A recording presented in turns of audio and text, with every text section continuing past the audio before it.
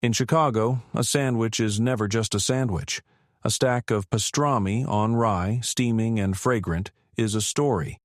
It's a declaration of survival, a monument to resilience and, for so many, the cornerstone of an empire. In a city built by waves of immigrants, each carrying their own recipes for success, the Jewish community carved out a legacy you can taste, see, and walk through. These weren't just businesses. They were community centers, makeshift banks, and defiant symbols of life rebuilt from ashes. They began in the crowded, bustling enclave of Maxwell Street, where by its peak, some 55,000 Jewish people had forged a new home. They started in the back of small shops with recipes whispered from the old world, from Bohemia, Russia, and Poland. This is the story of how staples like corned beef, pastrami, and bagels became Chicago icons. It's a journey through the histories of families who fled persecution, survived the unimaginable, and poured their memories and hopes into creating something that would last for generations. We're counting down the 10 biggest Jewish family businesses that didn't just feed the Windy City, they helped build it. From legendary delis that became cultural landmarks to the real estate titans who shaped the very skyline, these are the stories of incredible dedication and legacies woven into the very fabric of Chicago. But this journey doesn't start in a boardroom. It starts in a quiet corner of Skoye where a single meat slicer holds a story that history books can't quite capture. It's a story of a community forged in food, where every meal was a small victory and every shared table was a sanctuary. This is where survival wasn't just remembered, it was tasted, shared, and passed down. Chapter 1. Kaufman's Deli, the Survivor's Sanctuary. In the years after World War II, Skoye, Illinois became something unexpected, a haven. It became a place where survivors of the Holocaust could begin to piece their lives back together. And at the heart of this community was a delicatessen. Kaufman's Deli wasn't just a place to get a sandwich, it was a gathering spot for those who had endured the worst of humanity. Opened in 1969 by Maury Kaufman, a survivor himself, the deli was a hub of shared language, shared trauma, and shared hope. The aromas of baking rye and simmering mozza balal soup were the sense of a new beginning. It was a place where survivors, many of whom Kaufman employed, could find not just a job but a sense of belonging.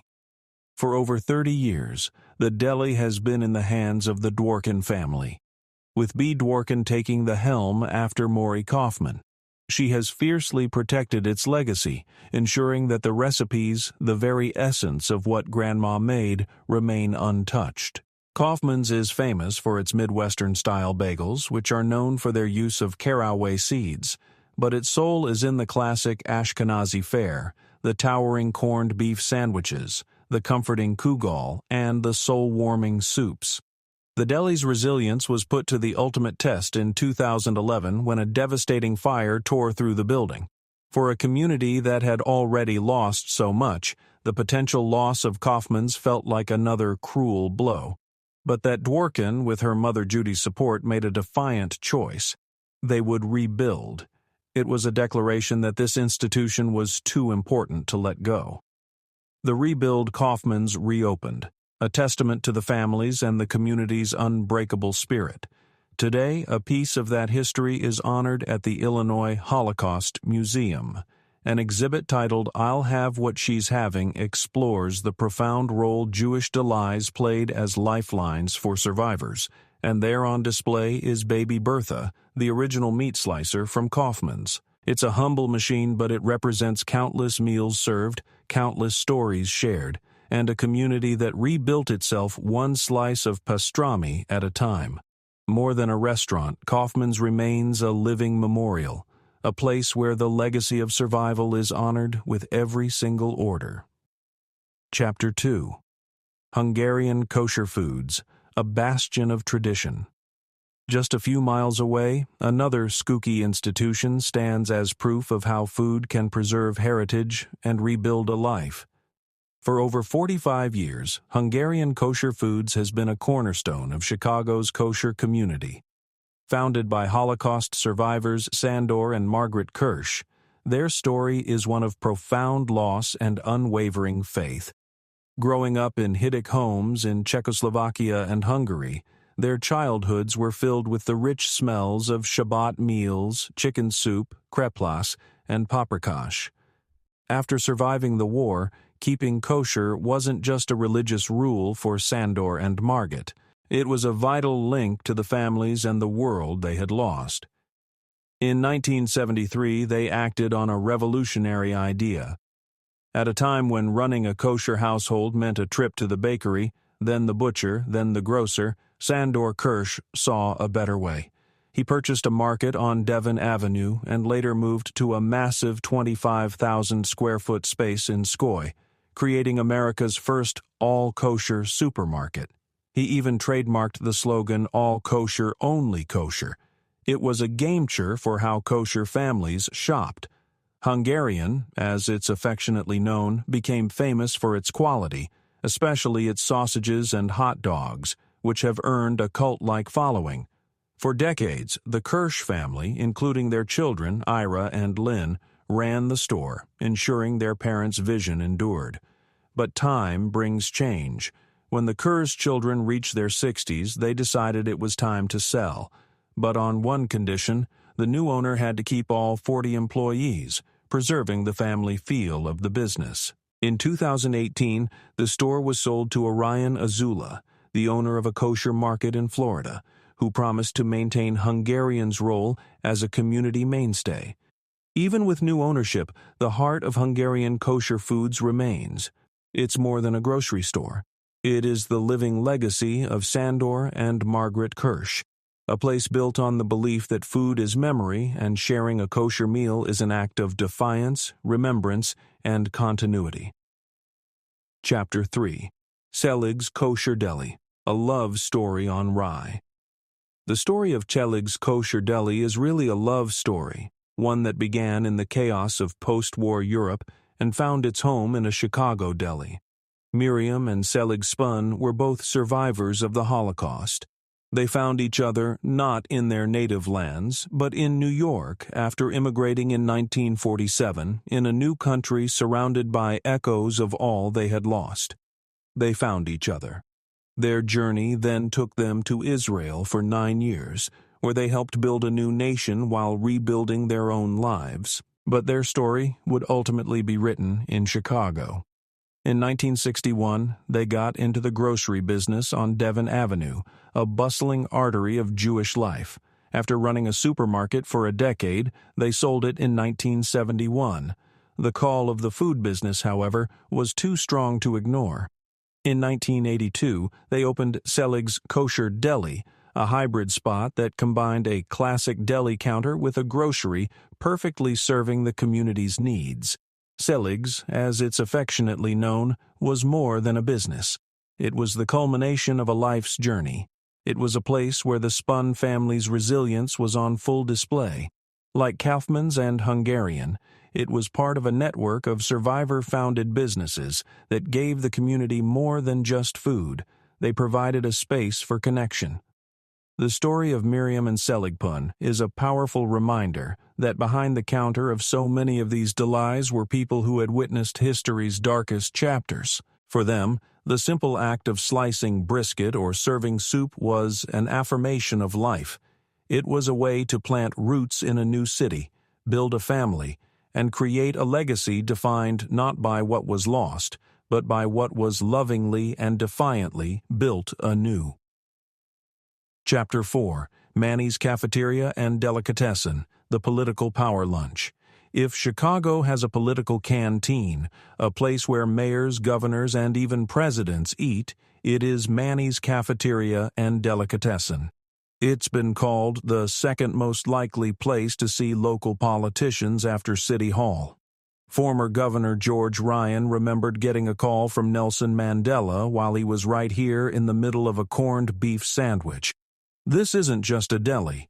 It's a Chicago institution woven into the city's power structure. The story starts in 1942 when brothers Jack and Charlie Rashin opened the Purity Deli.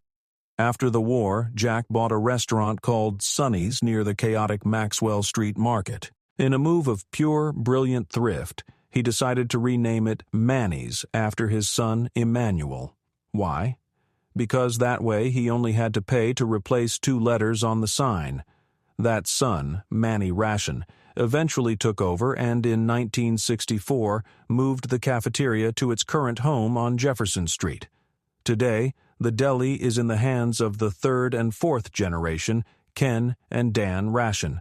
A 4-generation run is a rarity in any industry, let alone the grueling restaurant business.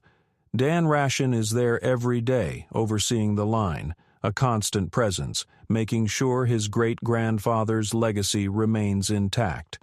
And what a legacy it is. Manny's is a bustling, no-frills line where you grab a tray and point at what you want. The food is the star. The recipes are unchanged family treasures.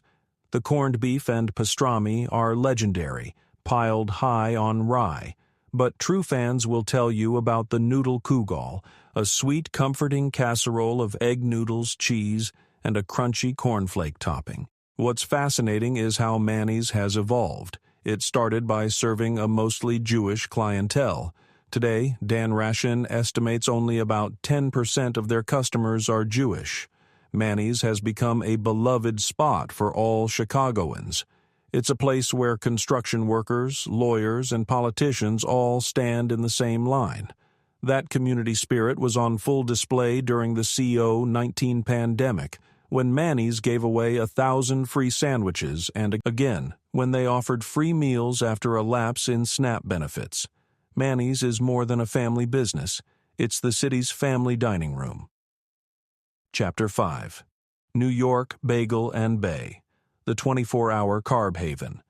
In the world of Jewish food, few things are as essential as the bagel. And in Chicago, for nearly 60 years, the gold standard has been New York Bagel and Bialy. Since 1965, this Lincolnwood institution has been serving perfectly boiled and baked rings of dough, earning a reputation as one of the best bagel shops in the whole area. Walking into the shop on Twee Avenue is like stepping into a chaotic and wonderful carb-fueled dream. The air is thick with the scent of baking dough, onions, and garlic. Baskets overflow with every variety imaginable from poppy and sesame to jalapeno cheddar. Unlike many modern bagel shops, New York Bagel and Bee honors a time-tested tradition. For a long time, that meant being open 24 hours a day, a beacon for late-night studiers, early morning workers, and anyone needing a fresh bagel at 3 a.m. While the hours have been tweaked, the spirit of constant production is still there. And then there's the Bay, the bagel's lesser known, but equally delicious cousin. A chewy roll with a depressed center filled with cooked onions and poppy seeds. The Bialy speaks to the shop's deep Ashkenazi roots. Finding a good bee is a sign you're in a place that takes its heritage seriously. The business is a cornerstone of the Jewish communities in Lincolnwood and Skoye, but its influence spreads far beyond. There's a Reddit thread where Chicago food lovers track all the other delis across the city that proudly serve New York Bagel and Bay's products. You'll find them at Manny's, which Parr bakes them on site, and at Helfeld's Deli in Wicker Park. This distribution network shows the incredible impact of this single-family business. They aren't just a local shop. They are the primary supplier of a cultural staple for an entire metropolitan area. New York Bagel and Bee is a quiet giant, a family-owned enterprise whose work is the foundation for countless breakfasts across Chicago. They don't just make bagels, they make the bagels. Chapter 6. Ashkenaz Deli, the ghost of a fallen giant. Not all stories of great family businesses have a happy ending. Some become ghosts, their names whispered with a mix of nostalgia and reverence, leaving a void that's never quite filled, such as the story of Ashkenaz Deli. For decades, Ashkenaz wasn't just a Jewish deli in Chicago. It was the Jewish deli, an institution so large and so good that it became the benchmark for all others. Started by Sam and Ada Ashkenaz in the mid-1930s in Rogers Park, the deli's history mirrored the northward migration of Chicago's Jewish population. A fire in 1939 destroyed their first tiny spot, but they rebuilt and their reputation exploded. At its peak, the Morse Avenue location was selling a staggering 1,000 pounds of corned beef every single month. This was a food production powerhouse. The food at Ashkenaz was legendary. The corned beef and pastrami were central, of course, but so were the latkes, the kugel, and a cheesecake said to rival the famous Reuben's in New York City. For generations of Chicagoans, a trip to Ashkenaz was a special treat, a taste of the old country made new. The family's ambition led them to expand. In 1976, they opened a location in the upscale Northbrook Court Mall, followed by other spots in the suburbs in the city. But as Ashkenaz became a corporate entity, something of the original soul may have been lost. Direct family involvement largely ended with Sam Ashkenaz's death in 1985. The original Morse Avenue location, the heart of the empire, closed in the late 1970s, and the corporate-owned restaurants eventually faded away, with the last one disappearing around 2012. Today, Ashkenaz Deli exists only in memory. Its closure marked the end of an era, a poignant reminder that even the biggest and most beloved businesses are fragile.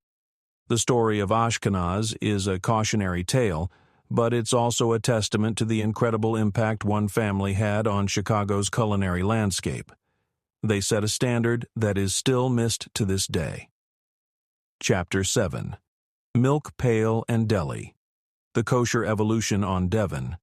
Devon Avenue has long been a vibrant corridor of Jewish life in Chicago, a street lined with synagogues, bakeries, and markets. For nearly 3 decades, one of the key anchors of this street was the Milk Pail and Deli, a business whose story shows how the kosher food scene in the city has evolved. The Milk Pail started in 3320 West Devon Avenue, founded by Wally Bryn as a grocery and deli. In 1986, his relative Steve Bryn took over with his partner, Harry Freriedman. Under their leadership, the Milk Pail made a huge shift. It became a strictly kosher establishment catering to a growing and increasingly meticulous part of the Jewish community. This decision turned the Milk Pail into more than just a deli. It became an essential resource for families keeping kosher. It was a one-stop shop where they could trust that every item met the stringent requirements of kashrut. The store became especially important during holidays like Passover, a time of complex dietary laws when the Milk Pail would be buzzing with shoppers stocking up for their seders. The partnership of Steve Bryn and Harry Freriedman guided the store through a period of massive change in the kosher food industry, as larger supermarket chains began introducing their own kosher sections. The competition was growing. In 1999, after almost 30 years, the Milk Pail and Deli closed its doors. Its closure was part of a larger story of shifting neighborhoods and the tough economics of running an independent kosher business. Like Ashkenaz, the Milk Pail is now a part of Chicago's history, but its legacy is important. It represents a crucial chapter in how Jewish family businesses adapted to meet the evolving religious needs of their community. Chapter 8. Helfeld's Delicatessen and Catering the New Generation. The story of the Chicago Jewish Deli isn't just about the past. It's a story that is still being written today. In the heart of the trendy Wicker Park neighborhood, a new generation is carrying the torch, blending tradition with a modern vibe. This is Helfeld's Delicatessen and Catering. The story of Helfeld's begins not in Chicago, but in Poland in the 1980s. That's when the owner's grandfather immigrated to Chicago, bringing with him a love for great food. He opened a Jewish deli on the city's north side, planting the seeds for a legacy that would blossom decades later. To honor him, his grandchild named the new deli Helfeld's, Opened in a neighborhood far from the traditional Jewish enclaves, Hellfeld's brings the classic New York-style Jewish deli experience to a new audience. The menu is a loving tribute to the staples: hand-cut lox, comforting matzah ball soup, homemade nishes, and sweet noodle kugel. The sandwiches are made with recipes passed down through generations, crafted with what the family calls the most important ingredients: love and care. Hellfeld's represents the evolution of the family business. While it has a cozy dining room, there's a strong focus on catering and modern touches like online ordering. This adaptation is key to thriving today, and in a perfect illustration of how interconnected Chicago's deli scene is, where do they get their authentic bagels from none other than New York Bagel and Bay? Of course, Hellfeld's is proof that the spirit of the Jewish family deli is alive and well, finding new homes and new fans, ensuring these cherished flavors will continue for another generation. Chapter 9. Cold Tube Kosher Foods, the Heimish Store. In Yiddish, the word Heimish means homey, warm, and unpretentious. For over 30 years, Kolu has earned the title of the Heimish Store of Chicago. Located on Devon Avenue, Colt 2 is a cherished, family-owned and operated enterprise that has become a vital hub for the city's Jewish community. Kol Tube was founded with a clear vision to bring the finest kosher products from around the world to Chicago. It has since grown into a thriving supermarket known for its huge grocery selection and one of the largest kosher wine and spirits collections in the city. Walking into Kol Tube feels like stepping into a place where old-world traditions are vibrantly alive. But what truly sets Kolob apart is its deep commitment to community. It's a place that runs on trust. The owner, Chaim Knablot, oversees an informal system of tzedakah or charity that feels like a throwback to a simpler time. It started spontaneously when one customer saw another having trouble paying and offered to help. Today, customers regularly donate money, which Koblak quietly puts toward the bills of those in need who never know where the help came from.